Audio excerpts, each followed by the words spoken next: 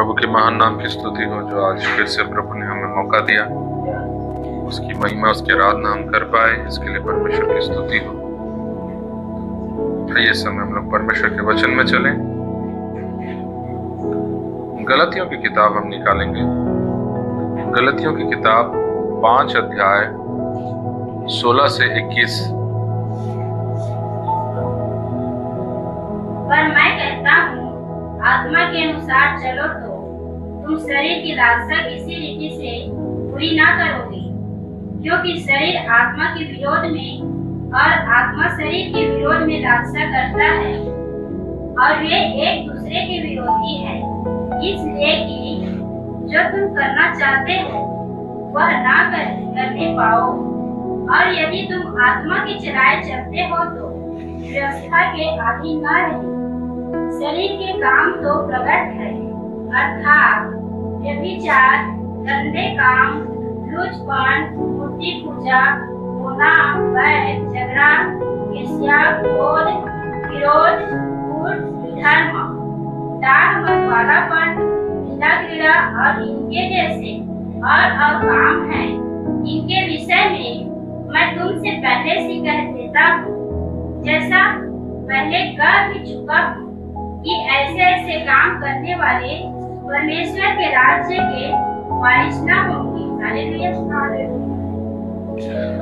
यहाँ पर पौलुस जो है वो गलतियों की कलीसिया को ये जरूरी बातें जो है वो लिख रहा है। पौलुस कहता है कलीसिया को, विश्वासियों को, कि मैं तुमसे कहता हूँ, पवित्र आत्मा के अनुसार चलोगे तो तुम अपने शरीर की लालसाओं को पूरा नहीं कर पाओगे। ये 16 से लेकर के अभी तक जो हमने 21 तक जो हमने पढ़ा, ये बातें हमारा पतन के बारे में बताता है। ये बातें हमें जागरूकता के बारे में बताता है। कलीसिया को ये बात जानना होगा और समझना होगा कि जब प्रभु में हमारा नया जन्म होता है, हमारा पुराना जो स्वभाव है, जो पुराना जो मनुष्यत्व है, वो खत्म नहीं होता है। प्रभु को हम जब ग्रहण करते हैं, तई यदि देखबे, ठीक है, वचन है, तो जब हम प्रभु में आते हैं, हमारा पुराना मनुष्यत्व मरता नहीं है। हम एक नया मनुष्यत्व को पहनते हैं उस पुराने मनुष्यत्व के ऊपर में। आप मेरी बात समझ रहे हैं? ये आदम का स्वभाव हमें छोड़कर चला नहीं जाता है, ये रहता है, और इसके ऊपर हम एक अलग स्वभाव को ओढ़ते हैं, जो है मसीह का स्वभाव। Hallelujah, hallelujah. मसीह का चरित्र, जिसको बाइबल नया मनुष्यत्व कहता है, हमने नया मनुष्यत्व को पहना है, वचन कहता है। तो नया मनुष्यत्व को हम पहनते हैं, यीशु को हम लोग पहन लेते हैं पुराने मनुष्यत्व के ऊपर में। पाप से हमें क्षमा तो मिल जाती है जब हम प्रभु में आते हैं। पाप के वेतन से हम आजाद हो जाते हैं प्रभु में आने के बाद। आप सुन रहे हैं? पाप की मजदूरी से हम छुटकारा पा जाते हैं। पाप की ताकत से हम आजाद पा जाते हैं। पाप का एक सामर्थ्य होता है, एक ताकत। बाइबल बोलता है पाप का ताकत है वो। लेकिन पाप की जो उपस्थिति है, उससे हम आजाद नहीं होते हैं। पाप की मौजूदगी से हम आजाद नहीं होते हैं। आपको मेरी बात समझ में आ रही है? हम किन किन चीजों से आजाद होते हैं? पाप के वेतन से आजाद होते हैं, पाप के ताकत से आजाद होते हैं, लेकिन पाप की मौजूदगी से आजाद नहीं होते हैं। पाप की मौजूदगी से आजादी हमें तभी मिलेगा जब या तो प्रभु आ जाए हमें लेने के लिए, या फिर हम इस दुनिया से चले जाएं। हम जब मिट्टी में वापस चले जाएंगे, तब हम पाप के मौजूदगी से आजाद हो जाएंगे। बाइबल बोलता है जब यीशु मसीह आएगा, हमारा रूपांतरण होगा, हम बदले जाएंगे। परमेश्वर का वचन कहता है कि हम इस पुराने तंबू में रहकर हम क्या कर रहे हैं?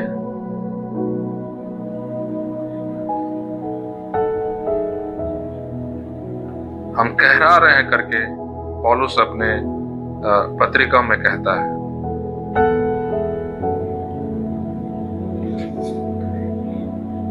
दूसरा कोरिन्थियों, हम वापस गलतियों में आएंगे, लेकिन एक बार हम उस वचन को देखेंगे। दूसरा कोरिन्थियों 5 अध्याय 1 वचन से हम पढ़ते हुए चलेंगे। पहला वचन से। दूसरा कोरिन्थियों 5 अध्याय 1 पद से। क्योंकि हम जानते हैं कि जब हमारा पृथ्वी पर का डेरा सरीखा घर गिराया जाएगा तो हमें परमेश्वर की ओर से स्वर्ग पर एक ऐसा भवन मिलेगा जो हाथों से बना हुआ घर नहीं। वो कौन सा घर के बारे में बात कर रहे हैं?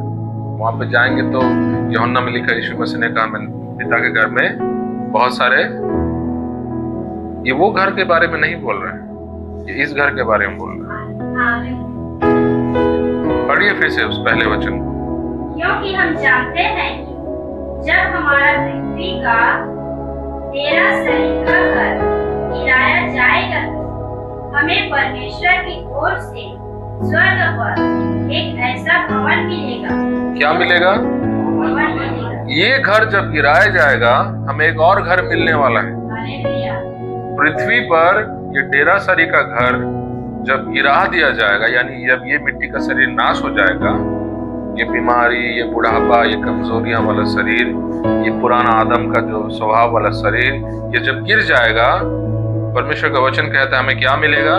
एक नया शरीर मिलेगा, एक नया घर मिलेगा, जो कि मनुष्य के हाथों से बना हुआ नहीं है, वो परमेश्वर ने बनाया है उस शरीर को। यीशु ने कहा कि पिता से उसने कहा कि तूने मेरे लिए एक शरीर बनाया है करके उसने कहा, एक शरीर तूने मेरे लिए तैयार किया है करके यीशु मसीह ने कहा जब उसने प्रार्थना किया।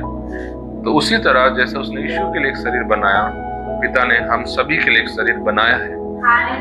एक शरीर होता है नाशमान शरीर जो हम मिट्टी से निकले और चला जा रहा है, लेकिन एक अविनाशी शरीर हमारा इंतजार कर रहा है। हालेलुया। ये अविनाशी, ये नाशमान शरीर अविनाशी को धारण करेगा, वचन में लिखा है। आगे पढ़िए 2 वचन से। इसमें तो हम कहराते और बड़ी लालसा रखते हैं कि अपने स्वर्गीय घर को पहन ले। हम क्या कर रहे हैं? कहरा रहे हैं। क्या है कहराना? कहराने का मतलब हम दुख में जी रहे हैं हर दिन। ये शरीर हमको हर दिन गिरा देता है, हर दिन हमको प्रार्थना से जीवन से वंचित कर देता है, हर दिन हमको बाइबल मनन से वंचित कर देता है, हर दिन हमको पवित्रता से वंचित कर देता है, हर दिन हमको संगति से वंचित कर देता है, यीशु की गवाही देने से हमको वंचित कर देता है। आप समझ रहे हैं? हम क्या कर रहे हैं? कहरा रहे हैं। कहराने का मतलब क्या होता है? कहराए आप कभी जीवन में कभी कहराए हैं? कब कहराए? दुख बढ़ने से आप कहराते हैं? जब लोगों को तकलीफ दे के सुसमाचार नहीं सुना पाते उनको। कहराना क्या होता है आप जानते हैं? नहीं, कहराना क्या होता है आप समझ रहे हैं? शब्द तो कहराना जो शब्द है उसका मतलब क्या है? कहराना क्या होता है? आप हिंदी मीडियम में आप अच्छा जानेंगे। बोल के बेटा बोल पा। नहीं, कहराने का मतलब होता है, मान लो आपके पांव के ऊपर कोई सील लोढ़ा गिर गया, ठीक है, पूरा नाखून निकल आया, मरहम पट्टी हो गया, इलाज हो गया, आपको दवाई दे दिया, इंजेक्शन दे दिया, आप बिस्तर में लेटे हैं, लेकिन बीच बीच में आवाज आता है थोड़ा थोड़ा। आप समझ गए? आवाज आता रहता है ना, धीरे धीरे। कैसे आवाज आता रहता है? हाँ, उसको कहराना बोलते हैं। तो हम जीवन में क्या कर रहे हैं? कहरा रहे हैं। क्यों कहरा रहे हैं? हमारा आत्मा जो है, हमारा आत्मिक जीवन जो है वो कहरा रहा है। ये शरीर वो दर्द के जैसे, जिस पर लोढ़ा गिर गया है और वो नाखून निकल गया है, वैसा हमको पीड़ा हो रहा है। जब हम प्रार्थना नहीं कर पाते, हम कहरा रहे थे, अंदर से कहरा रहे हैं, मैं आज क्या किया, मैं कैसे जीवन जिया। जब हम वचन मनन से वंचित हो जाते हैं, जब उन लोगों को सुसमाचार सुनाने से वंचित हो जाते हैं, जब हम गड़बड़ियों में घुस जाते हैं, जब हम गंदगी में चले जाते हैं, हम कहराते रहते हैं अंदर से, मैं क्या कर रहा हूँ, मैं कैसे कर रहा हूँ। वचन कहता है, पढ़िए उस 2 वचन को। इसमें तो हम कहराते और बड़ी लालसा रखते हैं कि अपने स्वर्गीय घर को पहन ले। हालेलुया। हम इंतजार कर रहे हैं कि प्रभु वो दिन कब आएगा जब ये पाप का शरीर हट जाएगा, हमको वो शरीर मिलेगा जो आप हमारे लिए रखें, जो शरीर गुड़ाकों के लिए तरसता नहीं होगा, जो शरीर गाली बकने का उसको आदत नहीं होगा। हालेलुया। सोच कर देखिए ये बात को, हमारे लिए एक नया सूट रखा है, एक नया कपड़ा, एक नया वस्त्र हमारे लिए रखा है। हालेलुया। एक ऐसा वस्त्र जो परमेश्वर हमको देने जा रहा है। हालेलुया। आपको जो पता चलता है आपका घर का कोई सदस्य आपके लिए एक नया कपड़ा रखा है, महंगा कपड़ा, 8,000 10,000 का, आप इंतजार करते हैं वो कब वो दिन आएगा, मेरा जन्मदिन कब आएगा, मेरे को वो ड्रेस मिलने वाला है। प्रभु भी हमारा पिता जो है हमारे लिए इतना बहुमूल्य वस्त्र रखा है, वस्त्र जो हम धारण करेंगे हमारे अंदर से लालच निकल जाएगा। वो वस्त्र में ना तो ईर्ष्या होगी, वो वस्त्र में ना तो अभिलाषाएं होंगी, वो वस्त्र में ना तो डाह होगा, ना तो हिंसा होगा, वो वस्त्र यीशु का जैसा होगा। हालेलुया। आप मेरी बात समझ पा रहे हैं? वस्त्र मैं कपड़ों को नहीं बोल रहा हूँ, वस्त्र किसको मैं बोल रहा हूँ, वो देह आपको मिलेगा। आपको एक नया शरीर परमेश्वर देने जा रहा है। कलीसिया को यीशु मसीह पिता एक नया शरीर देने जा रहा है। और उसी बात को पौलुस कुरिन्थियों के कलीसिया को कहता है, जब हम इस शरीर को छोड़ेंगे हमारे लिए एक आलीशान महल इंतजार कर रहा है। हालेलुया। वो शरीर बूढ़ा नहीं होगा, वो शरीर पर की आंखें कमजोर नहीं होंगी, उस शरीर में कोई डायबिटीज नहीं होगा, कोई ब्लड प्रेशर नहीं होगा। वो शरीर पिता का शरीर जैसा होगा, जैसा वो महिमा से भरा है, जैसा वो स्वस्थ है, जैसा वो जीवन है, वही जीवन का शरीर हमें वो देने जा रहा है। हालेलुया। हालेलुया। अन्य जातियों के पास ये आशा नहीं है, ये संसार के पास आशा नहीं है। मरेंगे, मिट्टी में मिलेंगे या राख बन जाएंगे, उसके बाद न्याय हो जाएगा उनका। लेकिन हमारा जो आप देखते हैं फिल्म में या सीरियल में, ब्रेक आता है, उसके बाद लिखा रहता है टू बी कंटिन्यूड करके लिखा रहता है। इसका मतलब क्या है? आगे और है। हमारा फिल्म खत्म नहीं हो रहा है। हालेलुया। हमारा फिल्म आगे बढ़ रहा है, हमारा स्टोरी आगे बढ़ रहा है। अपने पड़ोसी को बोला आपका स्टोरी खत्म नहीं हो रहा है, आपका स्टोरी आगे बढ़ने जा रहा है। हालेलुया। एक महिमा का शरीर हमारा इंतजार कर रहा है। उसके बाद हम कहराएंगे नहीं, उसके बाद हम और लड़ेंगे नहीं। जैसे पौलुस कहता है, मैं जो करना चाहता हूँ नहीं कर पाता हूँ, वो बातें और नहीं रहेंगी। वो शरीर जब हमें मिलेगा। हालेलुया। आगे पढ़िए उसके बाद, दो के बाद से पढ़िए। इसके पहनने से हम नंगे ना पाए जाए। हालेलुया।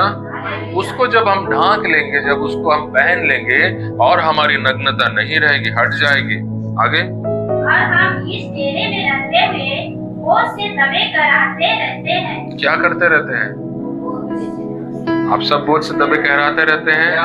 हर व्यक्ति जो भी इस दुनिया में है, वो हर इंसान जो प्रभु में है, हर कोई कहराता है। ये शरीर आपको बीच बीच में बिच्छू का डंक जैसे ये मारता रहता है आपको, और आपको दर्द, आपको पीड़ा उत्पन्न होता है। मैं जो पीड़ा बोल रहा हूँ, मैं बीमारी का पीड़ा नहीं बोल रहा हूँ। मुड़कनिया पीड़ात है, मुसर पीड़ात है, वो दर्द को नहीं बोल रहा हूँ। आपका जो गंदगी, जो अभिलाषा है, जो गिरावट जो प्रभु में आ जाती है, उसके बारे में मैं बोल रहा हूँ, वो पीड़ा के बारे में। पढ़िए फिर से उसको, 3 वचन को या 4 वचन को। और हम इस डेरे में रहते हुए बोझ से दबे कहराते रहते हैं, क्योंकि हम उतरना नहीं वरन और पहनना चाहते हैं। हम उतारना नहीं और पहनना चाहते हैं, ताकि वह जो मरणहार है जीवन में डूब जाए। हालेलुया। मरणहार जीवन में डूब जाए। ये शरीर मरणहार है। ये शरीर हर दिन मृत्यु को उत्पन्न करता है। ये शरीर हमेशा मृत्यु से प्रेम करता है। कौन सा मृत्यु? ये सांस रुकने वाला, धड़कन रुकने वाला मृत्यु को नहीं बोल रहा हूँ, आत्मिक मृत्यु। ये शरीर हमेशा हमको आत्मिक मृत्यु की ओर ढकेलता है। आत्मिक मृत्यु क्या है? परमेश्वर से दूरी, आपका रिश्ता परमेश्वर के साथ खत्म हो जाना, आपके रिश्ते में गड़बड़ी आ जाना, पिता और आपके बीच में, पवित्र आत्मा और आपके बीच में दरार आ जाना, वो है मृत्यु, वो है आत्मिक मृत्यु।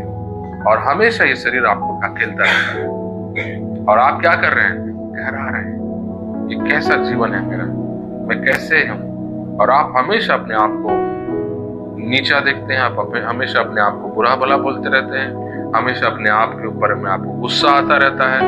होता है कि आपके साथ ऐसा नहीं होता है? हमेशा आप अपने आप के ऊपर में एक गलत नजरिया रखते हैं कि मैं अच्छा नहीं हूं, प्रभु मुझसे प्रेम नहीं करता है।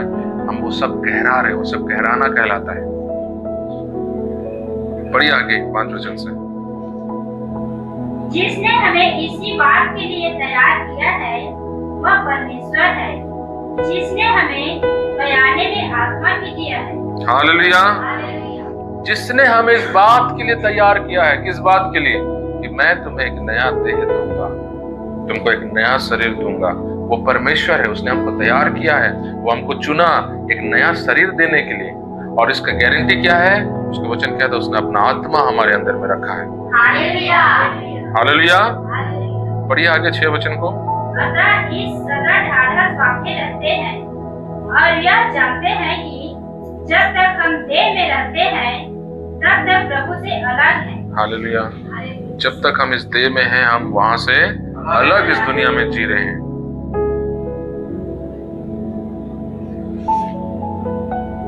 8 वचन को। इसलिए हम ढाढ़स बांधे रहते हैं और देह से अलग होकर प्रभु के साथ रहना और भी उत्तम समझते हैं। हालेलुया। हम किस चीज को उत्तम समझते हैं? देह से अलग होकर, देह से अलग होकर परमेश्वर के साथ रहने में हम उत्तम समझते हैं। हर विश्वास इस चीज को उत्तम नहीं समझता है। हर कोई इस दुनिया में एक लंबा जीवन जीना चाहता है। कलीसिया में लोग, विश्वासी लोग, अधिकतर लोग इस दुनिया में एक लंबा जीवन जीना चाहते हैं। प्रभु के साथ रहना कोई नहीं चाहता है। हर कोई बोलता है कि प्रभु आ जाए, हम चले जाएं। लेकिन यदि अभी अगर किसी को प्रभु बोल दे कि चल तेरा हो गया आखिरी समय, स्वर्गदूत आपके घर में आके बोले कि ठीक है, अपने घर वालों को अलविदा कर, अब तेरे को जाना है यहाँ से। हम बोलेंगे मैं धन्य हो गया, मैं खुशी हूँ, मैं चला जाऊंगा कर। अब बोलेगा मेरे को और 1 महीना टाइम दे दो, 1 साल टाइम दे दो। कोई जाना नहीं चाहता है। अधिकांश विश्वासी बोलते जरूर है लेकिन जाना नहीं चाहते। एक पास्टर बेनिन को एक जन के घर बुलाया गया प्रार्थना करने के लिए। उस घर में वो परिवार प्रभु को मानता है, विश्वासी परिवार है। और उस परिवार के जो अंकल थे, बुजुर्ग अंकल, उनका तबीयत खराब था और पास्टर बेनिन उनके घर गए प्रार्थना करने के लिए। और जब देखे उनका हालत, उनका उम्र, पूछे इनका उम्र कितना है, तो बोले इनका उम्र अभी 90 साल हो गए। तो बेनिन ने बोला मैं इनके लिए प्रार्थना नहीं करूंगा, इनको प्रभु के पास जाना है। घर के लोग गुस्सा आ गए। ये क्या बोले थे पास्टर? हमने बुलाहन प्रार्थना करी करके, हमारे बाबा ठीक हो करके 90 साल हो गए है, तो ये बोला थे बोला मरण दे, जान दे। प्रभु के दास ने उनको बोला और कितना दिन आप इनको यहाँ रखना चाहते हैं? उन्होंने अपना जीवन जी लिया 90 साल। मनुष्य के बाइबल में लिखा है 70 साल उसकी आयु है, अगर ताकत से जिए तो 80 साल। वो अपना जीवन भरपूरी से जी लिए, 90 साल हो गए उनका। अब जाने दो उनको, प्रभु के पास जाना है हम सभी को। हम नहीं चाहते जाने के लिए। 90-100 भी हो जाएगा, प्रार्थना कर दे वहां। मोर दादी हम झन मरे, मोर दादा झन मरे। 100 साल पार हो गया, 120 लग गया, फिर भी प्रार्थना कर दे। हम जाना नहीं चाहते, इस दुनिया को हम छोड़ना नहीं चाहते। इस दुनिया से हमारा लगाव हो गया है। आप मेरी बात समझे? इसलिए खुदा के करीब हमको जीने की जरूरत है। अगर हम परमेश्वर की उपस्थिति में जीने वाले बन जाएं, हमको इस दुनिया से मोह नहीं होगा, ये दुनिया से हमको प्यार नहीं होगा, ये जिंदगी से हमको प्रेम नहीं होगा। हम हमेशा तैयार रहेंगे जाने के लिए। हालेलुया। जब आप कलीसिया के लिए घर से निकलते हैं, आपको पता है जब फलाने दिन आप प्रार्थना में जाना है, फलाने दिन कलीसिया लगने वाला है, टाइम होते ही आपका तैयारी आ जाता है, आपका मन तैयार हो जाता है, अब मेरे को जाना है, अब मेरे को जाना है बोल के। तो वैसे ही हमारा मन प्रभु के लिए भी, उसके घर में जाने के लिए हमेशा वो तैयारी रहना है हमारे मन में। हालेलुया। कभी मत सोचो कि 80 साल, 90 साल, 100 साल की उम्र में मैं जाऊंगा। आपका हमेशा इच्छा होना है कि प्रभु के पास में चला जाऊं। हालेलुया। पौलुस जब ये बातों को लिख रहा है, जब वो बोल रहा है, उस समय बूढ़ा नहीं था, वो सेवा कर रहा था। और वो क्या कहता है, पढ़िए उस वचन को, 8 वचन को। इसलिए हम ढाढ़स बांधे रहते हैं। हम ढाढ़स बांधे रहते हैं, हम हमेशा तैयार रहते हैं, हम हमेशा अपने आप को तैयार करके रखते हैं, ढाढ़स बांध कर रखते हैं। आगे पढ़िए। और देह से अलग होकर प्रभु के साथ रहना और भी उत्तम समझते हैं। देह से अलग होकर उसके घर में जाने के लिए हम उत्तम समझते हैं। हालेलुया। यह है असली मसीह जीवन। जिस दिन आपका मन ऐसा बन जाए कि आप इस दुनिया से ज्यादा उस दुनिया से प्यार हो जाए, आपको यहाँ का घर परिवार लोगों से ज्यादा, यहाँ का मार्केट से ज्यादा वहाँ का मार्केट से अगर आपको लालसा हो जाए, उस दिन आप सच में एक विश्वासी, उस दिन आप सच में एक नया जन्म पाया हुआ व्यक्ति है। हालेलुया। लेकिन कितने लोग हैं कलीसिया में जिनका ऐसा मानसिकता है? हर कोई दुनिया से पकड़ के अपने आप को रखा है, मेरा बेटी, मेरा बेटा, मेरा दामाद, मेरा घर, मेरा प्रॉपर्टी, ये वो सब आपका नहीं है। आप मेरी बात समझ गए? इस दुनिया का कोई रिश्ता आपका नहीं, कोई नाता आपका नहीं, इस दुनिया का कोई वस्तु आपका नहीं। आप सिर्फ इस दुनिया में अकेले हैं, आपका हाथ खाली है। हालेलुया। आपका एक ही रिश्तेदार है जो वहां आपका इंतजार कर रहा है। हालेलुया। वो आपका सबसे बड़ा सगा है, वो आपका सबसे नजदीकी सगा है। हालेलुया। आपका जाति भाई वहां खड़ा है। आप किसको देख रहे हैं इधर दुनिया में? आप चौहान नहीं हैं, आप टोपो नहीं हैं, आप कुर्रे नहीं हैं, आप सुनवानी नहीं हैं, आप मसीह हैं। यीशु मसीह है, आप भी मसीह हैं। आप संजीता मसीह हैं, आप गौरी मसीह हैं। आप मेरी बात समझ गए? आपका वहां रिश्तेदार है।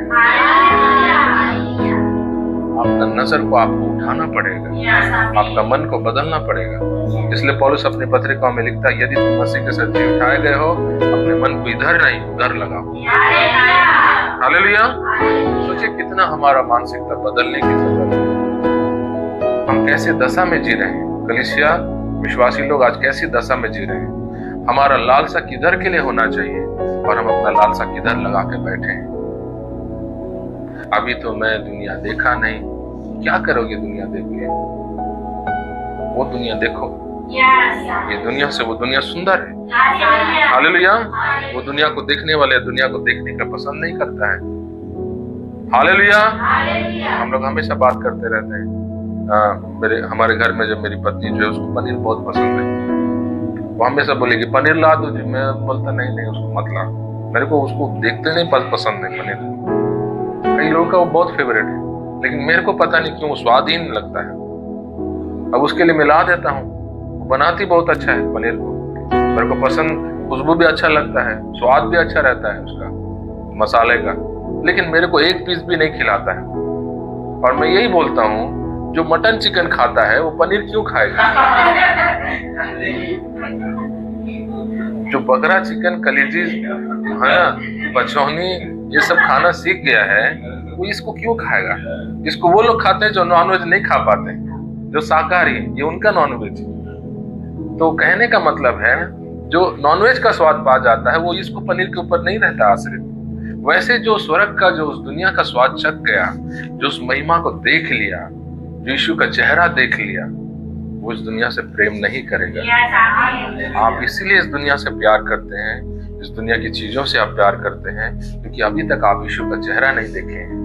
अभी तक वो दुनिया का झलक आपको नहीं मिला है।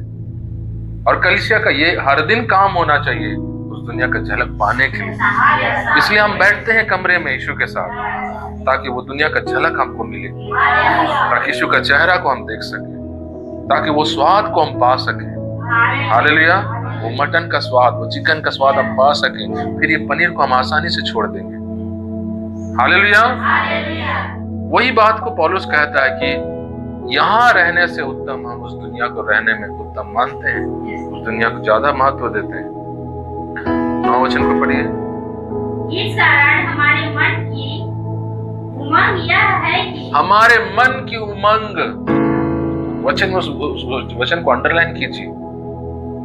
पौलुस कहता है ये हमारी इच्छा है, ऐसा नहीं बोल रहा है, वो बोलता है हमारे मन का उमंग। उमंग मतलब एक आनंद होता है। हालेलुया। पौलुस क्या कह रहा है कलीसियों को? हमारे, मेरे नहीं बोल रहे, कलीसियों को लेकर बोल रहा है। वो बोल रहा है हम सबका मन का उमंग है। क्या है उमंग? आगे बढ़ेंगे।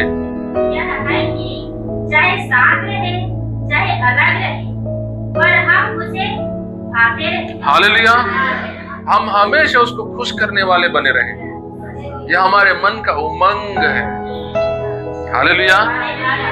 चाहे इस पृथ्वी पर हम हो या एक दिन वहां स्वर्ग में जाएं उसके घर में, जब भी जहां भी हम हो, हमारा जीवन का ये हमेशा एक इच्छा है, एक उमंग है कि हम उसको हमेशा भाते रहे।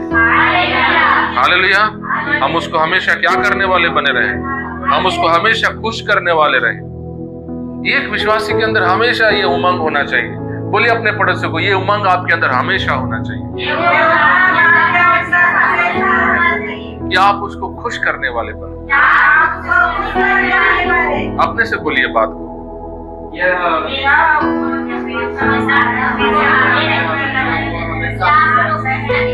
आप समझ गए? उसको खुश करना ये हमारे जीवन का बहुत बड़ा उमंग है।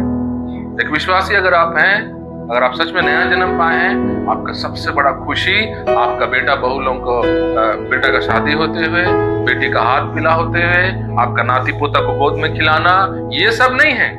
मेरे जाने के बाद मेरे बच्चों के लिए घर में छोड़ के चला जाऊं, मेरे जीते जी मैं मर मर के घर 2 तला बिल्डिंग बना दूं ताकि वो लोग आकर के उसको पैसा को बर्बाद करते रहे, ये नहीं होना चाहिए। आपका उमंग होना चाहिए मेरे यीशु को मैं हमेशा खुश करने वाला बनूं। हालेलुया। जब तक मैं इस दुनिया में हूँ वहां से मुझे देख करके मुस्कुराता रहे। हालेलुया। और जब मैं वहां पहुंचूं तो मुझे जोर से गले लगा ले। हालेलुया। ये उमंग होना चाहिए हमारा। वो खुश हो जाए कि मैं उसके पास जा रहा हूँ। हालेलुया। परमेश्वर का वचन कहता है उसके संतों का मृत्यु उसके दृष्टि में सुहावनी है करके लिखा है। हालेलुया। इसका मतलब क्या है? वो इंतजार करता रहता है। जो उसको खुश करते हैं इस दुनिया में, उनका वो बेसब्री से इंतजार करता है वो लोग आ जाए। हालेलुया। आपको वो बुलाता रहता है लेकिन आप रुक जाओ बोलते रहते हैं, क्योंकि आपका हाथ इधर चिपका हुआ फेविकॉल से, इधर फेविकॉल से निकल नहीं रहा है आपका हाथ। किसके साथ चिपका हुआ है? पति के साथ, बच्चों के साथ, पत्नी के साथ, आपका नौकरी के साथ, आपका संपत्ति के साथ। हालेलुया। अपना फेविकॉल को हटा लो आज। अपने पड़ोसी को बोलिए अपना फेविकॉल हटा लो।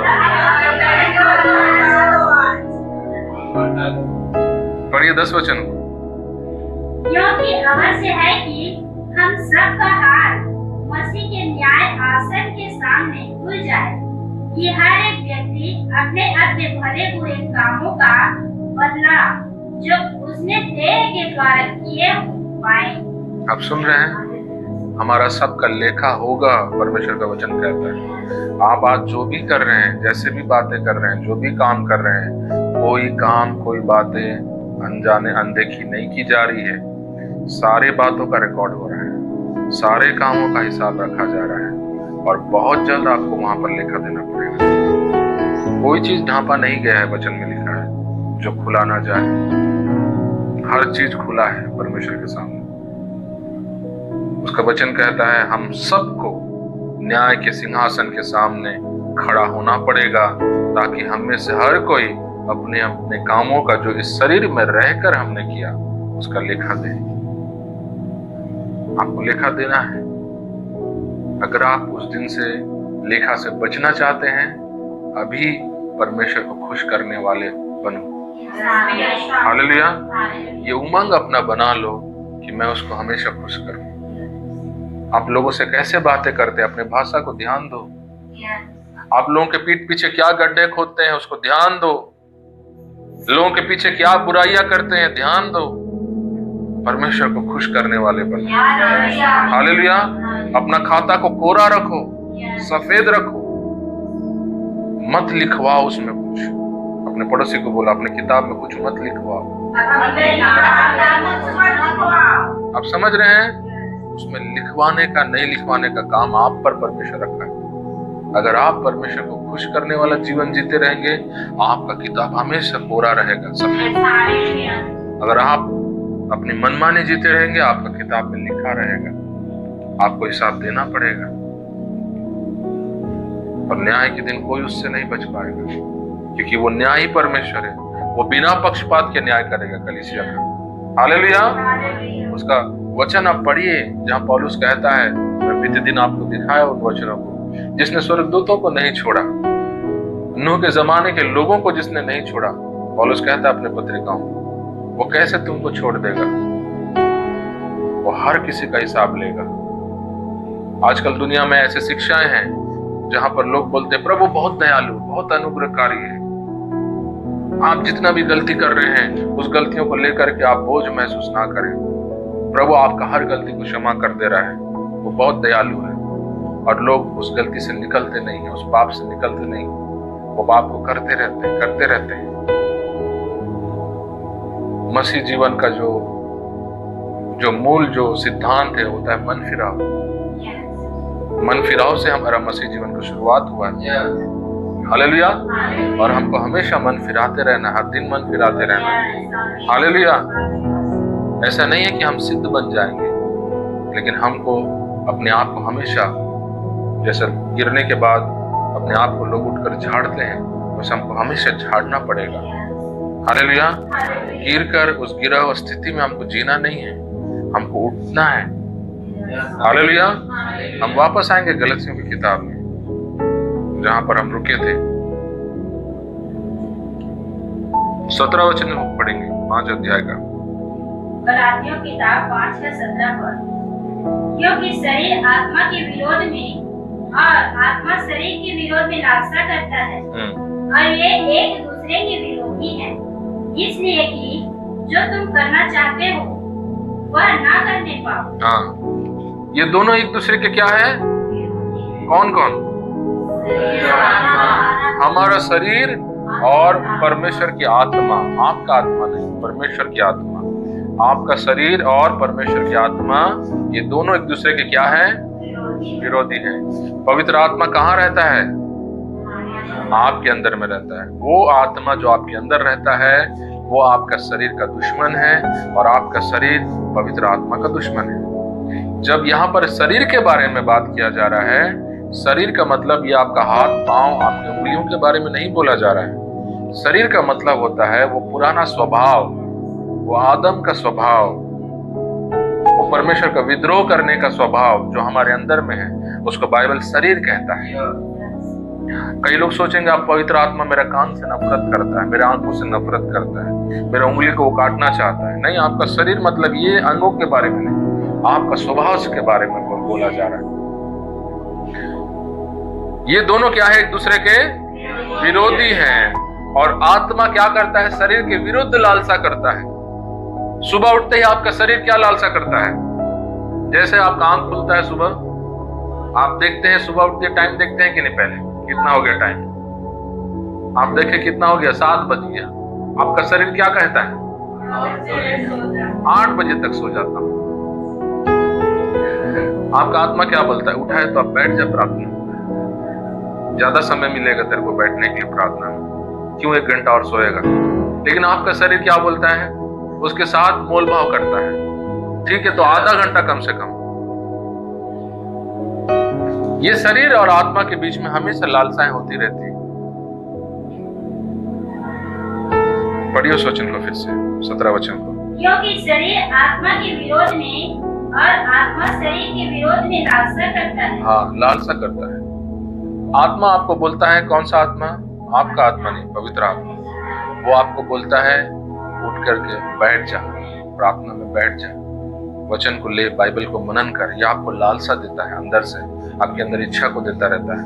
लेकिन आपका शरीर बोलता है मैं पहले जाता हूँ, ब्रश कर लेता हूँ, फ्रेश हो जाता हूँ, नाश्ता कर लेता हूँ, अपना कुछ काम देख लेता हूँ, उसके बाद जो है मैं प्रार्थना में बैठूंगा।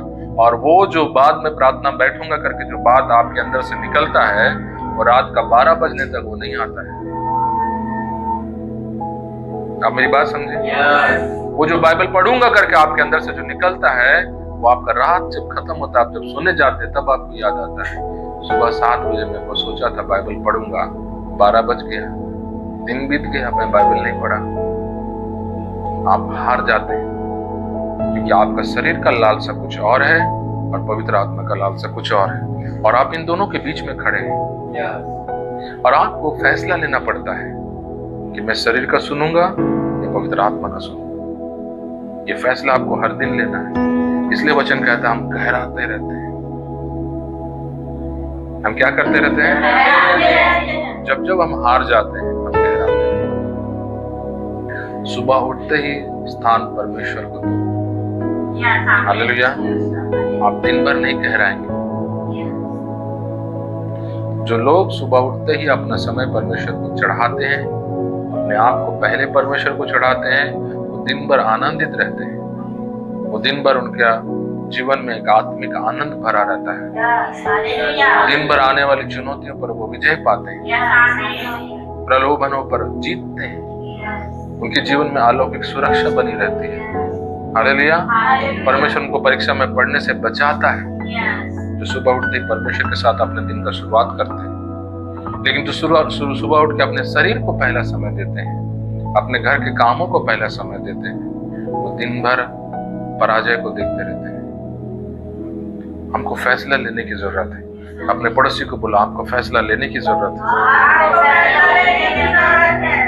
क्या फैसला लेंगे? पवित्र आत्मा की आवाज को मुझे सुनना। हालेलुया। हालेलुया। लिखा है ताकि जो तुम चाहते वो ना कर सको। हम चाहते हैं प्रभु में बढ़ने के लिए, लेकिन हम बढ़ नहीं पाते। हम चाहते हैं कि हम पवित्र आत्मा का आवाज को स्पष्टता से सुने, लेकिन हम सुन नहीं पाते। हम एक विफल जीवन जीने लगते हैं। महीनों बीत रहे, सालों बीत रहे, और हम पवित्र आत्मा का आवाज को स्पष्टता से नहीं सुन पा रहे हैं। सालों बीत रहे, हम एक आत्मा को गवाही नहीं दे पा रहे, एक अन्य जाति को सुसमाचार नहीं बता पा रहे। हम कमजोरी महसूस करते रहते आत्मिक जीवन में। हम उपवास नहीं रह पा रहे। आत्माओं के लिए बोझ हमारे अंदर नहीं दिख रहा है। हम विफल हो रहे हैं हर क्षेत्र में। कारण क्या है? हम पवित्र आत्मा को सुनने के बजाय शरीर को सुन रहे हैं। हम शरीर का सपोर्ट कर रहे हैं। पवित्र आत्मा को आप अपने आप को सौंपना है या फिर अपने शरीर को आप अपने आप को सौंपना है। पाप आपके ऊपर हावी नहीं हो सकता जब तक आप फैसला नहीं लिए। मैं आपको अभी बताया, हम पाप के किस किस चीज से आजाद हो गए? पाप के वेतन से आजाद हुए। अपने लिखे नोट्स में। नोट्स क्या चीज के लिए पकड़े आप? क्या क्या चीज से हम आजाद हुए? पाप के, हाँ, और वही है पाप का वेतन यानी पाप की मजदूरी, और ताकत से हम आजाद हुए। पाप जो होती है वो अन्य जातियों पर प्रभुता करती है। वो लोग आजाद नहीं हुए उससे, लेकिन कलीसिया आजाद हो चुका है पाप के ताकत से। पाप आपके ऊपर राज्य नहीं कर सकता। वो अपना हुकूमत आप पर नहीं जता सकता। पाप एक विश्वासी पर राज्य करने के लिए विश्वासी को पहले फैसला लेना पड़ता है। आप मेरी बात को ध्यान से समझिए। गाली बकने का आदत जिसको आपने छोड़कर प्रभु में आया, वो आप सुबह उठते ही आपके ऊपर आकर जकड़ लेगा और आप गाली बकना शुरू करेंगे। ऐसा नहीं होता है। कोई भी गंदगी, कोई भी अभिलाषाएं जो कलीसिया विश्वासियों के ऊपर आ जाती है, वो अचानक से नहीं आती है। वो आपके फैसले से आती है। कौन से फैसले से आती है? आपने पवित्र आत्मा को सौंपा या शरीर को सौंपा। आप अगर अपने सुबह का शुरुआत प्रार्थना से नहीं किए, परमेश्वर का वचन से नहीं किए, आप सुबह उठते ही अपने कामों में चले गए, इसका मतलब आपने किसको अहमियत दिया? जब आपने शरीर को अहमियत दिया मतलब आपने उसको खिलाया, आपने उसका बात सुना, अब वो ताकतवर बना आपके जीवन में। और आप दिन भर के दिनचर्या में जब आप काम करते रहे, कोई आपको दो बात बोला तो आपके मुंह से गाली निकल गया, क्योंकि आपने सुबह उठते ही उसका बात माना, शरीर का बात। आपने प्रार्थना में नहीं बैठे। आप जिसको खिलाए वो आप पर राज्य करता है। हमारा जो शरीर है वो 5 इंद्रियों से खाना खाता है। कितने इंद्रियों से? अपने पड़ोसी को बोलिए बात। क्या क्या हमारी 5 इंद्रियां बताइए? पहला इंद्रिय बताइए, आंख। दूसरा क्या है? नाक। तीसरा मुंह, कान, और 5वां क्या है? स्पर्श। ये 5 इंद्रियां हमारे शरीर में हैं। और हमारा शरीर इन्हीं इंद्रियों से क्या करता है, यानी वो पाप का जो स्वभाव है, आदम का स्वभाव, गिरावट का स्वभाव, वो इन 5 इंद्रियों से क्या करता है, खाना लेता है। हम क्या देख रहे हैं वहां से वो अपने लिए खाना लेता है। हम कैसी बातें कर रहे हैं अपने दोस्तों के साथ, अपने पड़ोसियों के साथ, मोहल्ले में बैठकर, इधर उधर बैठकर हम क्या चीजों का मजा ले रहे हैं, बातें कर कर, वहां से वो ताकत लेता है, पुराना स्वभाव। अब सुन रहे हैं मैं क्या बोल रहा हूँ? हम अपना कान किन बातों की ओर लगाए हैं, किन चीजों को हम सुन सुन करके हम खुश हो रहे हैं, संसारिक बातों को, गाली गलौजों को। आपके मोहल्ले में गाली हो रहा है, गालियां बक रहे हैं, लोग मारपीट कर रहे हैं, आप आनंद ले रहे हैं, क्या गाली बकेगा सुनने के लिए। और जब वो उसको फलानी बोलता है तो आप खुश होते रहते हैं, मस्त गाली दी से, और वो कहा गाली दी, मैं सुना। आप कान दे रहे हैं गंदगी को अपना, और आप सुनते हैं, आपको पता नहीं, लेकिन वो वहां से आपको पुराना स्वभाव खा रहा है, उसको ताकत पा रहा है। अब ये बात समझ गए? आपके 5 इंद्रियों से आपका जो आदम का जो स्वभाव, ये जो शरीर बाइबल जिसको कहता है कि पुराना मनुष्य क्या करता है, ताकत हासिल करता है। इसलिए अपने आप को बंद करना चाहिए उन चीजों से। हालेलुया। जहाँ गालियां बक रही है, लोग बक रहे हैं, जहाँ गाली गलौज चल रही है, वहां से अपने आप को दूर कर लेना है। जहाँ पे गंदगी परोसा जा रहा है, वहां से अपने आप को हटा लेना है। आप सुन रहे हैं? ये दुनिया भरा पड़ा है इन सारी चीजों से। आप कहीं पर भी जाइए, शत्रु आपके लिए परोस के रखा है। आपका शरीर को ताकत देने के लिए शत्रु हर जगह परोसा हुआ है। आपके घर में, आपके मोहल्ले में, आपके मार्केट में, आपके मोबाइल फोन में, हर जगह वो परोसा हुआ है शत्रु आपके लिए। और आप हर जगह से उन चीजों को लेने के लिए आप मजबूर होते हैं। लेकिन अगर आपका सुबह का शुरुआत परमेश्वर की उपस्थिति में हो, तो फिर आप हर उस क्षेत्र पर जय पाना शुरू करते हैं। ना बोलने के लिए आपको ताकत मिलता है। अपनी बात समझ गए? शैतान जो भी परोसता है आपके सामने, उसको ना बोलने के लिए आपको ताकत मिलता है। वो ताकत कहाँ से मिला? क्योंकि आपका शुरुआत खुदा की हुजूरी से हुआ। हालेलुया। आप मेरी बात समझ गए? आपका गिरावट, आपके ऊपर जो भी अभिलाषाएं राज्य करती है, वो अचानक से नहीं आती, वो आपके फैसले से आती है। आप क्या फैसला लिए, उसके बाद वो तय करेगा दिन भर आपके साथ क्या होने जा रहा है। ये बहुत डेंजर है परमेश्वर की उपस्थिति के साथ बिना बैठे अपना दिन को बिताना। ये बहुत डेंजर है। ये आपको गिरा देगा, आपका महिमा को खो देंगे। आप जो वरदान परमेश्वर आपके लिए रखा है, आप उसको खो देंगे। जो सामर्थ प्रभु आपके लिए रखा है, आप उसको खो देंगे। जो योजना परमेश्वर आपके द्वारा करने के लिए कोशिश कर रहा है, आपके द्वारा जो बड़े बड़े काम वो करना चाहता है, वो सब आप खो देंगे अगर आप गिर गए। आप मेरी बात समझ गए? ये बाइबल ये बात हमको सिखाती है। यदि तू जय पाए तो मैं तुझे दूंगा, वचन कहता है। हालेलुया। पराजय वालों के लिए वो आशीष नहीं रखा है, आपको जय पाना है। अपने पड़ोसी को बोलिए, पराजय वालों के लिए वो नहीं रखा है आशीषों को, आपको जय पाना ही होगा। हालेलुया। जब सौल गिर गया, परमेश्वर का वचन कहता है वो कभी अभिषिक्त था ही नहीं। परमेश्वर का वचन कहता है, परमेश्वर की दृष्टि में जब आप गिर जाते हैं, वो आपको पहचान भी नहीं देता है कि आप उसके कभी थे। उसने आपको कभी चुना था। वो पहचान भी आपको वो नहीं देता है। वो मिटा देता है अपने दिमाग से आपका सारा मेमोरी को। आपको जय पाना ही होगा। हालेलुया। वो आपको सामर्थ रखा है आपको जय पाने के लिए। वो आपके लिए सारे वो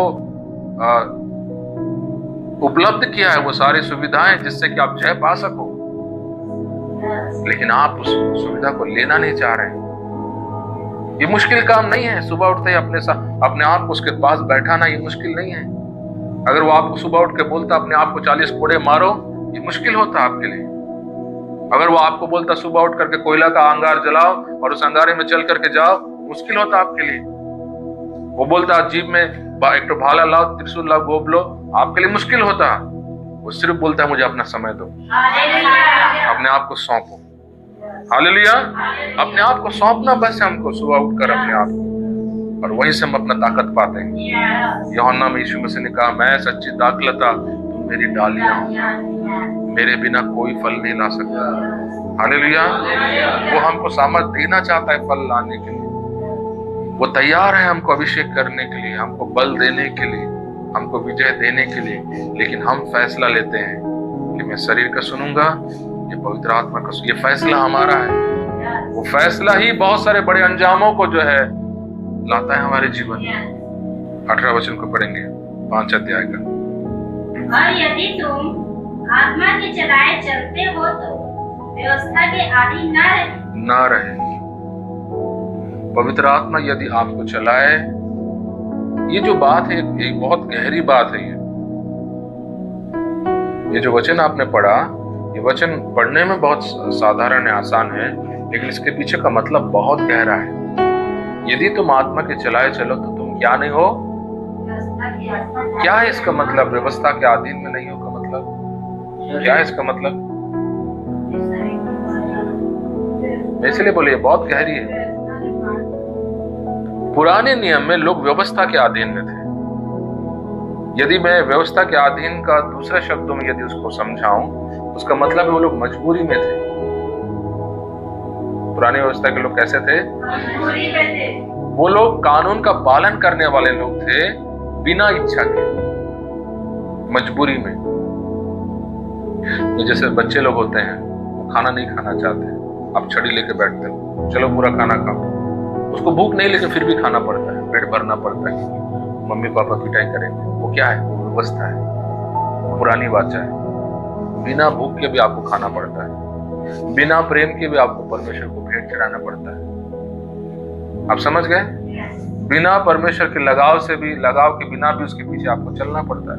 वो दबाव वाला जिंदगी, वो बोझ वाला जिंदगी, उसको हम व्यवस्था कहते हैं। जो आत्मा में चलते हैं वो व्यवस्था के अधीन में, वो बोझ में नहीं रहते हैं। वो जो भी काम करते हैं वो हृदय के साथ करते हैं। हालेलुया। आपको मेरी बात समझ में आ रही है? अगर आप व्यवस्था के अधीन में रहोगे, आपको प्रार्थना करने में आपको इच्छा नहीं होगा और आप मजबूरी में बैठते रहोगे। लेकिन यदि पवित्र आत्मा आपको चलाना शुरू करे, आप हृदय के साथ उसके साथ बैठना आपको आनंद लगेगा। हालेलुया। उसका चर्च आना, उसके भवन में आना, ये आपके लिए आनंद हो जाएगा। घर में उसके वचन के साथ बैठना आपके लिए आनंद हो जाएगा। हालेलुया। हमारा अंदर में एक आनंद फूटता है प्रभु के कामों को लेकर के, उससे जुड़ी हुई बातों को लेकर के। शुरुआत में हम जब उठते हैं सुबह प्रभु के साथ समय बिताने के लिए, हमारे अंदर में ये संघर्ष शुरू हो जाता है। शरीर बोलता है नहीं थोड़ा देर सो जा, आत्मा बोलता है नहीं तेरे पास ज्यादा समय तू दे पाएगा, बैठ जा प्रार्थना में। और जब हम फैसला लेते हैं पवित्र आत्मा के हित में, जब पवित्र आत्मा का बात को हम सुनते हैं और जब हम परमेश्वर के साथ समय बिताने लगते हैं, और ऐसा पहला दिन किए, दूसरा दिन भी वैसा किए, तीसरा दिन भी ऐसा किए, चौथा दिन भी ऐसा किए, 5वां दिन जो है पवित्र आत्मा हमारे जीवन को अगुवाई करने लगता है। अब सुबह उठते ही हमारे अंदर वो संघर्ष नहीं रहता है। अब हम व्यवस्था से बाहर निकल आते हैं। मेरी बात समझ गए?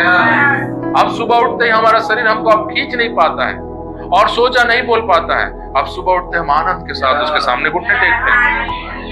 यह है व्यवस्था से निकलना। पढ़िए उस वचन को फिर से। और यदि तुम आत्मा की चलाए चलते हो तो व्यवस्था के अधीन न रहे। शुरुआत में जब आपका बाइबल पढ़ने का आदत नहीं है, छूट गया है, आप पहला दिन बाइबल खोलोगे, आपके लिए बहुत मुश्किल होगा, संघर्ष होगा, आपको नींद आती रहेगी। एक चैप्टर भी आप पढ़ने के लिए आपको ऐसा लगेगा आप बहुत घंटे से बैठे, एक चैप्टर आप पढ़ते पढ़ते ऐसा लगेगा आप बहुत सारा पढ़ लिए हैं और एक चैप्टर भी आपका कंप्लीट नहीं हुआ है। लेकिन जब आप पवित्र आत्मा का बात सुन करके आप बैठते हैं वचन मनन करने के लिए, पहला दिन आपके लिए संघर्ष, दूसरा दिन संघर्ष, तीसरे दिन संघर्ष, चौथे दिन आपका संघर्ष खत्म हो जाता है, क्योंकि अब आत्मा आपको चला रहा है। क्योंकि आपने बीते 3-4 दिनों से अपने आत्मा का आवाज को सुना और उसका बात को आप माना। आपका इच्छा ना होते हुए भी आपने बैठा वचन के साथ, आपकी इच्छा ना होते हुए भी आपने सुबह प्रार्थना में अपना समय बिताया। ये शुरुआत में संघर्ष रहता है, लेकिन जैसे पवित्र आत्मा आपको अपने अधीन में ले लेता है, फिर आप संघर्ष से बाहर निकल जाते हैं। उसी को कहता है वो व्यवस्था के अधीन ना रहे। अपने पड़ोसी को बोलो व्यवस्था के अधीन में मत रहो। आपको मेरी बात समझ में आ गई? आपको डाउट लग रहा है, कंफ्यूजन लग रहा है, प्रार्थना कीजिए प्रभु आपका डाउट दूर करे। पढ़िए 19 वचन से। शरीर के काम तो प्रकट है, अर्थात व्यभिचार, गंदे काम, घूसपन, मूर्ति पूजा, रोना, भय, झगड़ा, ईर्ष्या, क्रोध, विरोध, कूट, विधर्म। और आगे पढ़िए।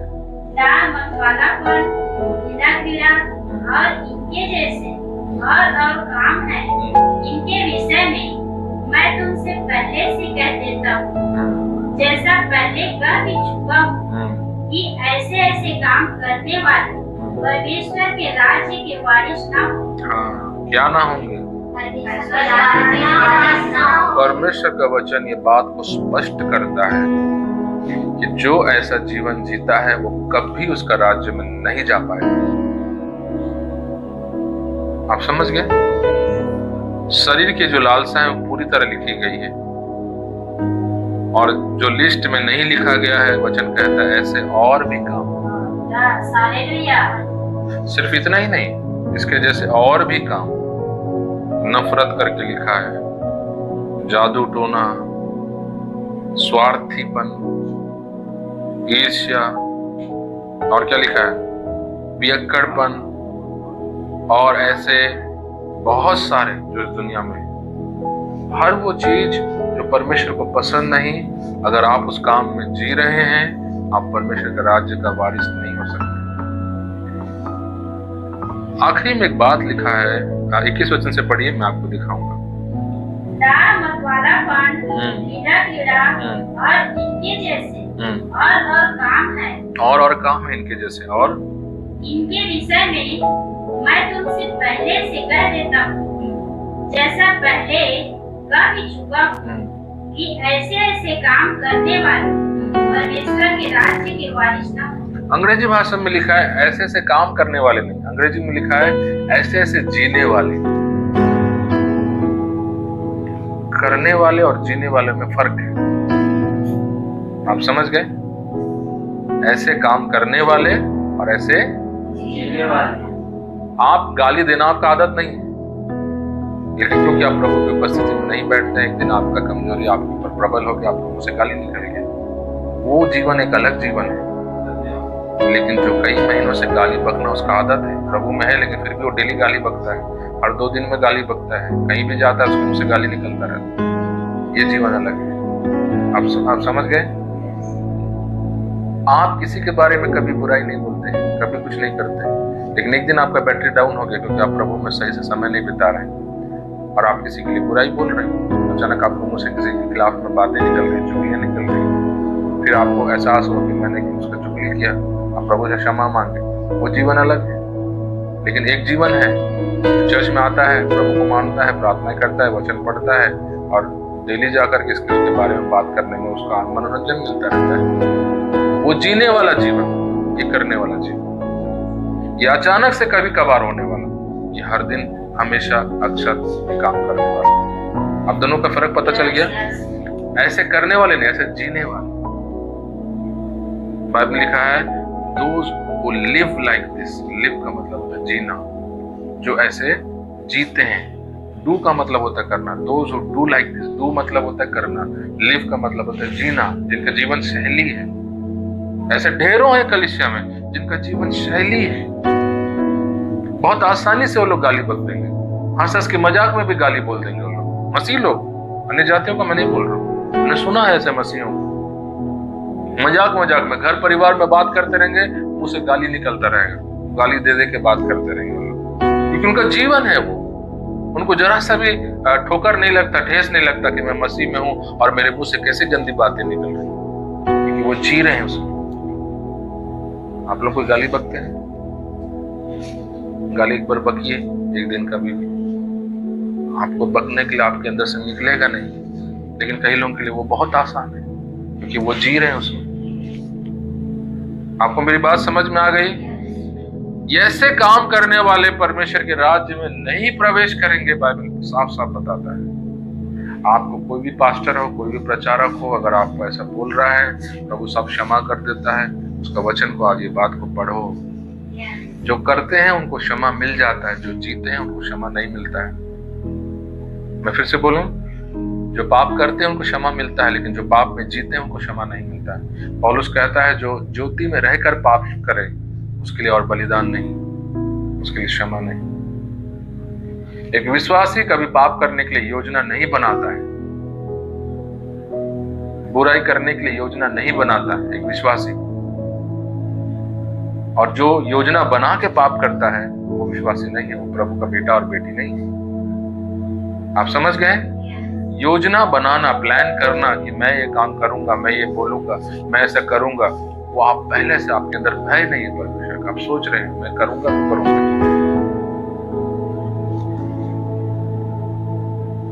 18 वचन में आपने पढ़ा, जो आत्मा के द्वारा चलाए चलते हैं वो व्यवस्था के अधीन में नहीं रहते हैं। वो कभी मजबूरी का जीवन नहीं जीते हैं। व्यवस्था का मतलब होता है मजबूरी, दबाव, वो लोग कभी नहीं जीते।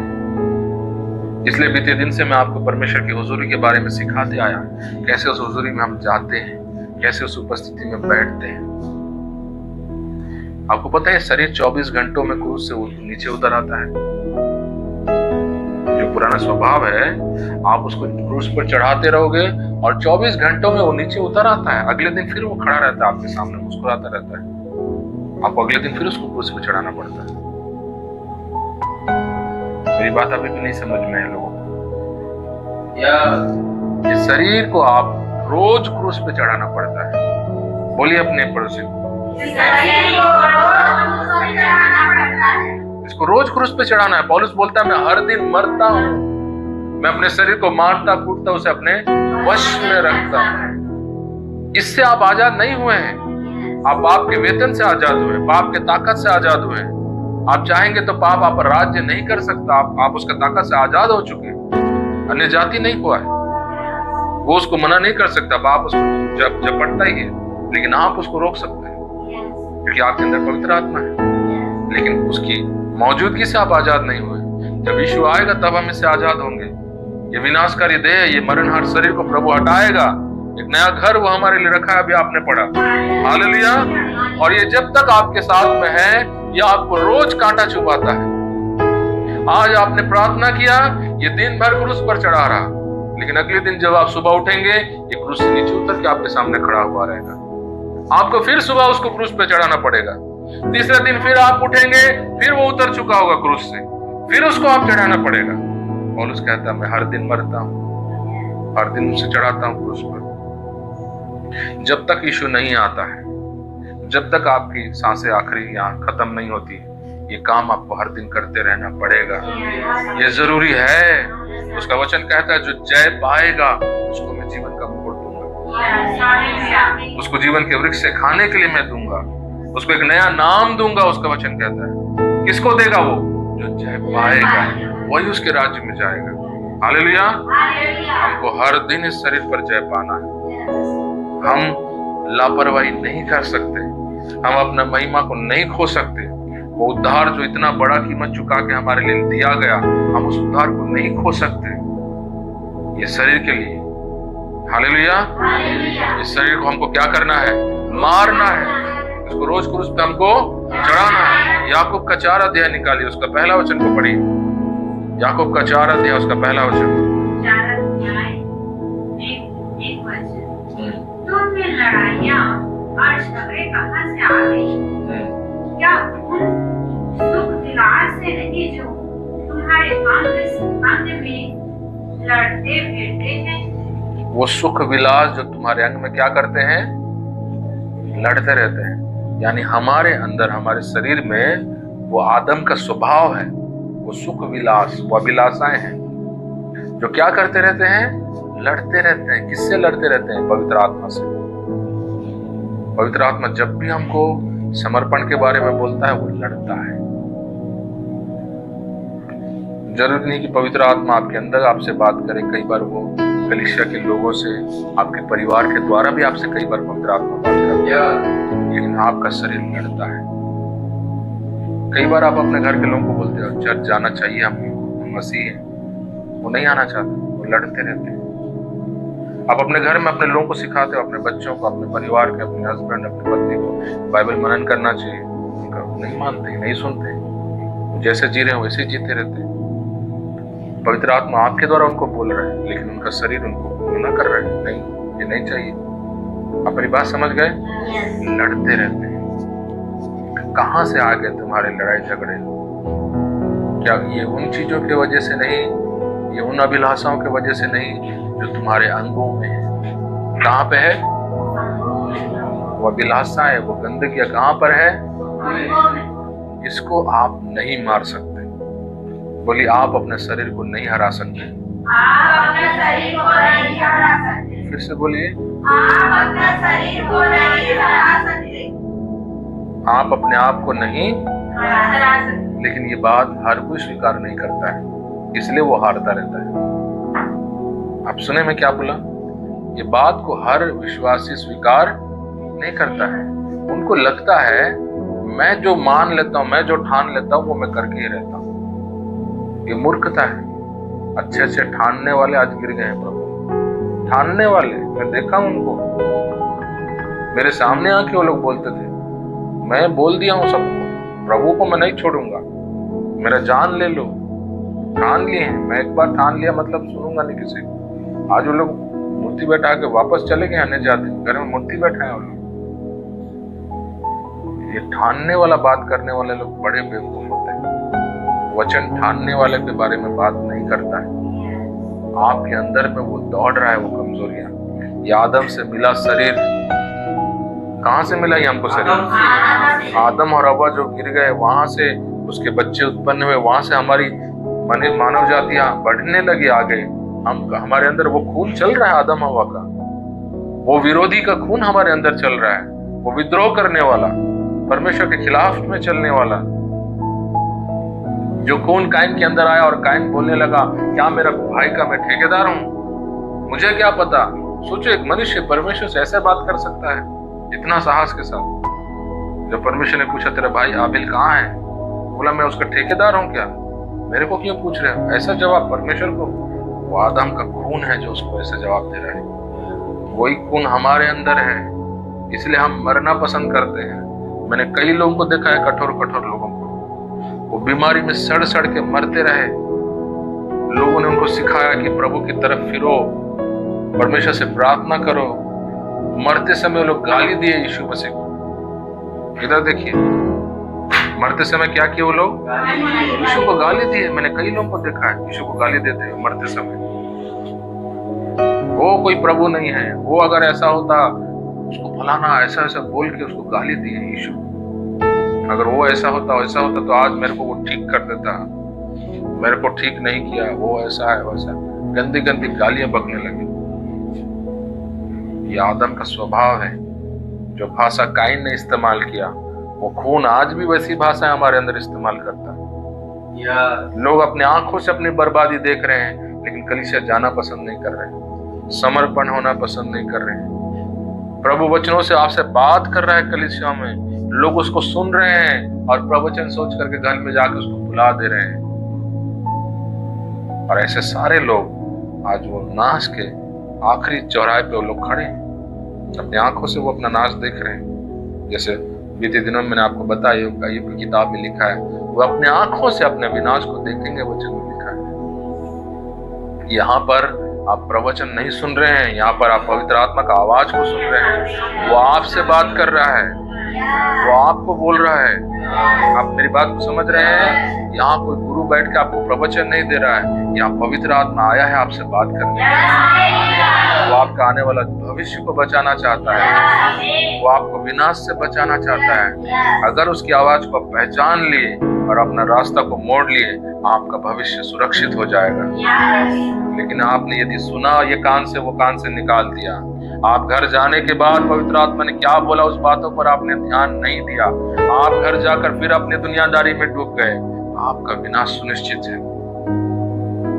मेरे पास लंबी लिस्ट है लोगों को अपने नाश होते हुए देखा, लंबी लिस्ट। वो लिस्ट मैं आपको दे सकता हूँ, वो लिस्ट के नीचे हो सकता है आपका नाम भी हो। अगर आपका नाम नहीं आना है, कलीसिया में बोले कि हर वचनों को सावधानी से लो, गंभीरता से लो। Hallelujah, hallelujah. परमेश्वर का वचन ये बात साफ साफ कहता है गलतियों में, जो ऐसा जीता है परमेश्वर के राज्य के अधिकारी ना होंगे। वो आपको पहचानने से इनकार कर देगा। उस दिन वो बोलेगा मैं नहीं जानता हूं, तुमको बोल देगा। क्या करोगे आप उस दिन? उस दिन कोई ऑप्शन नहीं है, कोई गिड़गिड़ाना नहीं होगा, कोई प्रार्थनाएं काम नहीं करेंगी। आपका जितना भी गिड़गिड़ाना है अभी है आपके पास। आप मेरी बात समझ रहे हैं? अभी अपने आप आपके पास मौका है आपके हाथों में। वो दिन मौका आपके हाथ में नहीं रहेगा। अपने पड़ोसी को बोलो, अभी आपके हाथों में मौका है। अभी आपके पास मौका है। जो भी करना है अभी करो। हालेलुया। मृत्यु के बाद कुछ नहीं कर सकेंगे आप।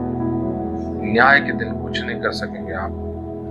जो भी फैसला करना है अभी करना है। जो भी सुधार लाना है अभी लाना है। जो भी मन फिराना है अभी फिराना है। अभी आप जो भी करेंगे सब रिकॉर्ड होगा। हर चीज का लेखा दिया जाएगा। हालेलुया। बहुत सारी बातें हैं जो आने वाले दिन हम सुनेंगे। ये बात कलीसियाओं को सीखने की बहुत जरूरी है।